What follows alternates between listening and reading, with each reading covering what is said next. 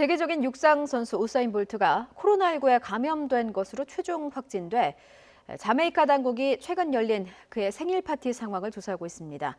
미국에서는 확산세가 가장 심각했던 남서부와 남동부의 상황이 개선되자 중서부 지역에서 확진자가 조금씩 늘고 있습니다. 국제부 조선 기자와 함께 자세한 내용 살펴보겠습니다. 어서 오세요. 안녕하세요. 어제 살펴봤던 내용인데 우사인 볼트가 결국에는 확진이 됐군요. 네, 그렇습니다. 언제 확진이 된 건지 정확한 시점은 아직 공개되지 않았는데요. 자메이카 보건복지부 장관이 우사인 볼트의 코로나19 확진 사실을 공식적으로 확인했습니다. 먼저 기자회견 내용 직접 들어보시겠습니다. It is now public knowledge that Mr. Bolt has been tested positive. He has been formally notified, I'm told, by the authorities.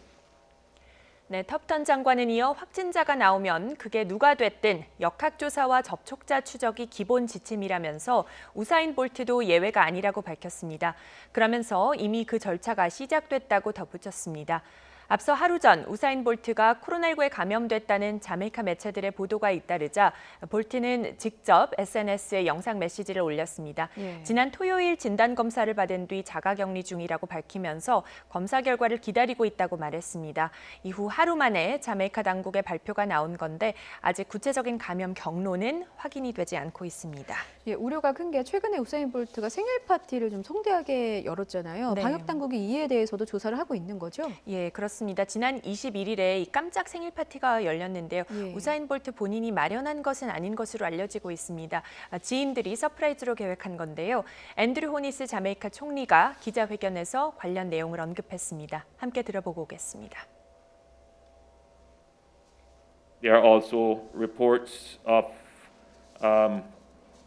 an activity relating to Usain Bolt. Now, these matters are all being thoroughly investigated, and the police will give a report on these matters in the near future. 네, 볼트 본인이 직접 계획한 모임은 아니었더라도 어쨌든 참석을 하게 됐고요. 파티는 야외에서 열렸습니다. 그런데 참석자들이 마스크를 쓰지 않은 모습이 포착돼서 당시 상황을 조사하고 있습니다.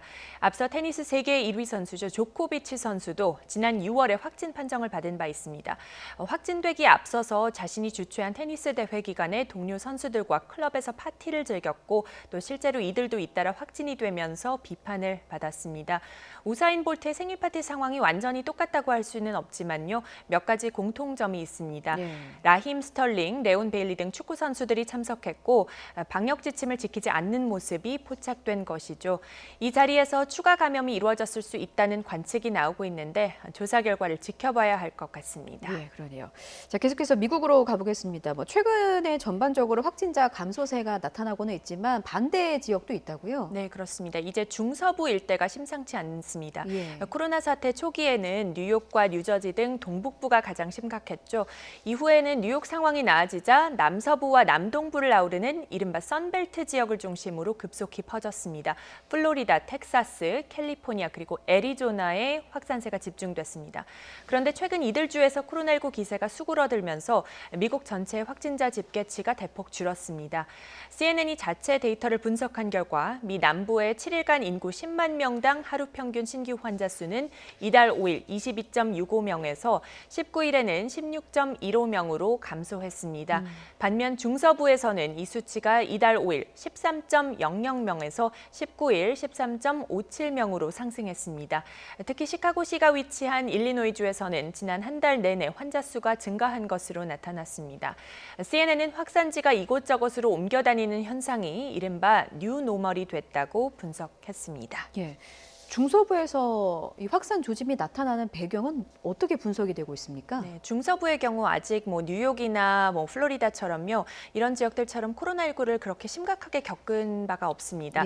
주나 시 차원에서 그때그때 방역 대책들을 내놓고는 있지만 전반적으로 코로나19가 확산한 지역들보다는 위험성에 대한 인식이 낮은 편이라고 볼 수 있겠습니다. 여기에 코로나 사태 장기화로 피로감도 누적되면서 경계가 누그러진 것이죠. 그렇다 보니까 보건당 당국자들의 경고도 무겁게 받아들여지지 않고 있는 것으로 보입니다. 네.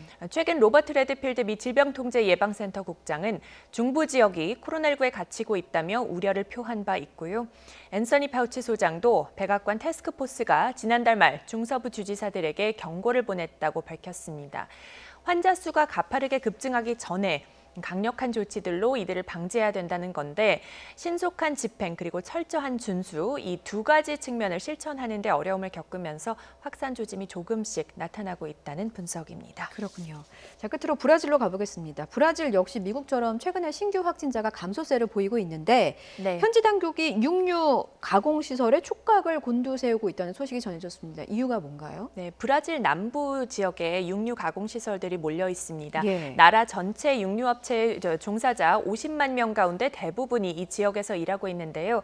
남부에 위치한 육류 가공 시설 104곳에서 그동안 11,500명의 코로나19 환자가 보고됐습니다.